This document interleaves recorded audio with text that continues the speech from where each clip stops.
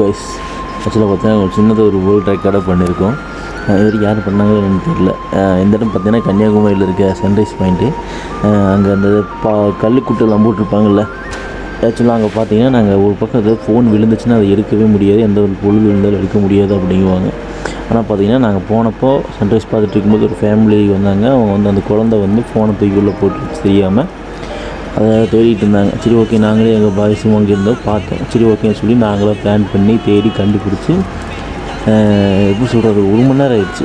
அதை நாங்கள் கண்டுபிடிச்சி அவங்க கையில் கொடுத்ததுக்கப்புறம் ரொம்ப ஹாப்பி ஆகிட்டாங்க. அதுவும் அவங்க குழந்தை வேறு அழுதுகிட்டே இருந்துச்சா, அவன் தான் கீழே போட்டான். ஸோ வந்து ரொம்ப கில்ட்டியாக ஃபீல் பண்ணான். சரி நம்ம கஷ்டப்பட்டு எடுத்து கொடுத்தோம். 1 மணி நேரம் பக்கம் போராடி எடுத்து கொடுத்து அவங்க ரொம்ப ஹாப்பி ஆகிட்டாங்க. அவங்க எடுத்துக்கிட்டு ஹாப்பியானது எங்களுக்கு ரொம்ப சந்தோஷம்.